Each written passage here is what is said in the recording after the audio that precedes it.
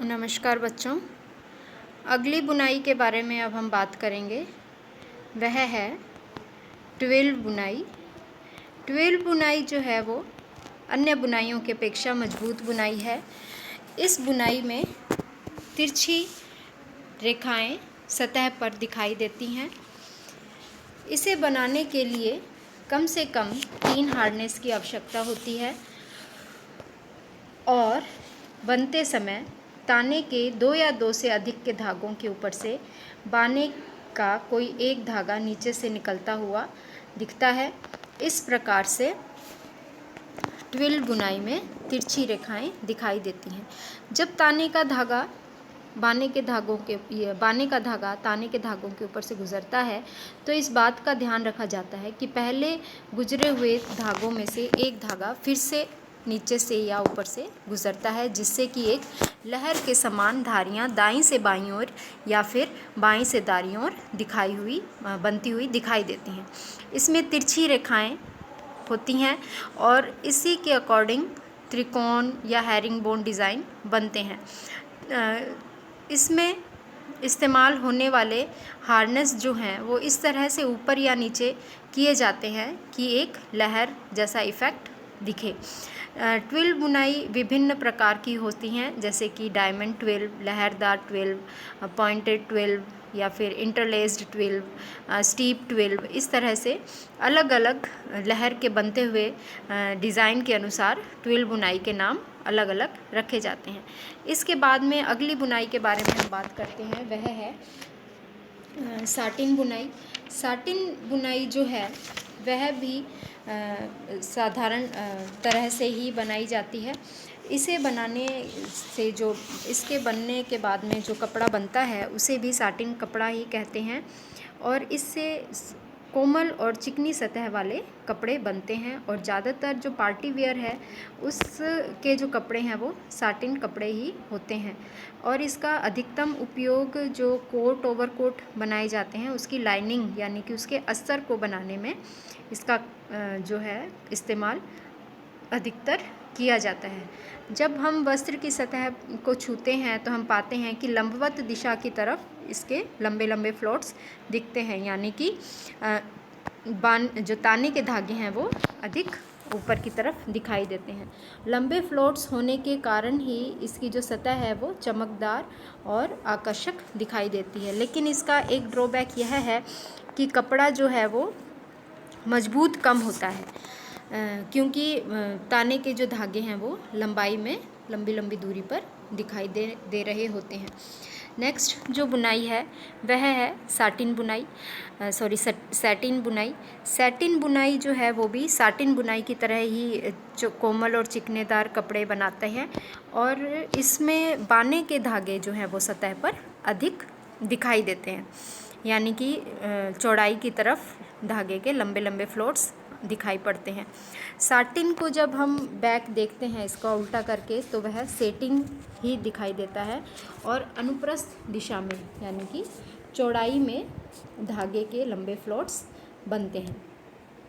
Satin और satin दोनों ही बुनाइयों से जो कपड़े बनते हैं उनके गुण और दोष जो हैं वो लगभग एक जैसे होते हैं, जैसे कि दोनों ही कपड़े सुंदर और आकर्षक तो दिखते हैं और पार्टी वेयर्स में अधिक इसका इस्तेमाल किया जाता है, लेकिन दोनों ही कपड़े जो हैं वो कम टिकाऊ होते हैं। इसीलिए इनकी जो गुण और दोषों में समानताएं देखी जाती हैं। लगभग सभी वर्ग के रेशों से इनसे कपड़े बनते हैं और क्योंकि देखते हैं हम कि कॉटन में इटसेल्फ चमक जो है वो कम होती है, लेकिन जब साटिन और सेटिन बुनाई से उनको बनाया जाता है तो वो कपड़े भी चमकदार दिखाई देते हैं।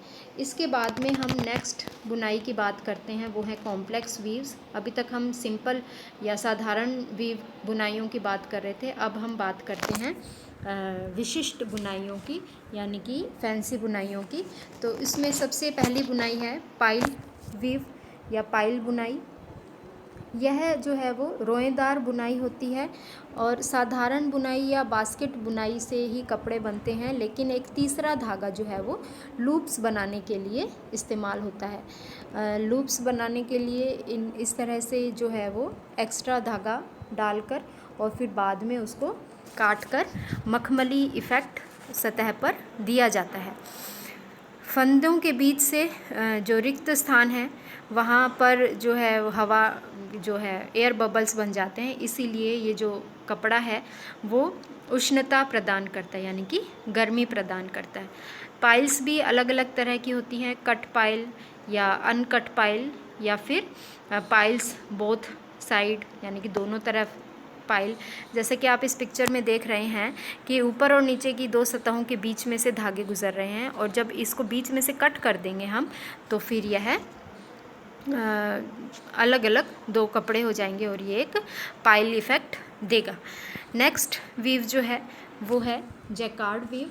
जैकार्ड वीव जो है इसका तो जो करघा होता है यानी कि लूम होता है वह भी जैकार्ड लूम ही कहलाता है, और इस बुनाई से अलग तरह के विभिन्न और जटिल बुनाई होती है, जिसमें कि हार्नेस की बजाय जो है वो पंच कार्ड का इस्तेमाल किया जाता है।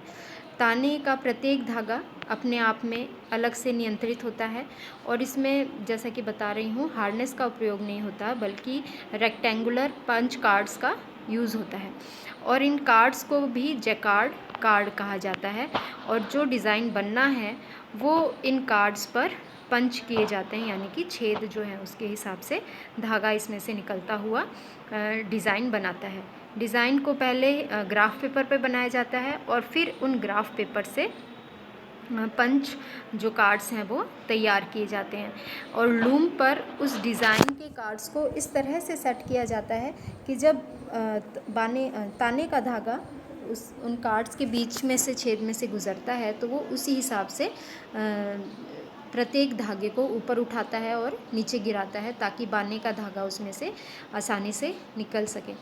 इसमें बहुत ही सुंदर अलग तरह के डिज़ाइन बनते हैं, और आकर्षक, और एक जैकार्ड जो है वो अपने आप में एक बहुत ही सुंदर कपड़ा बनाता है। इसमें लंबे फ्लोट्स भी हो सकते हैं, छोटे भी हो सकते हैं, और इस तरह से ये बुनाई जो है वो सघन होती है, लेकिन ये भी जो कपड़े हैं वो बहुत अधिक मजबूत नहीं होते हैं। यह महंगे कपड़े बनाते हैं, ज़्यादातर कुशन कवर, सोफ़ा सेट, ब्रोकेड्स जो हैं वो इसी वीव से बनाए जाते हैं।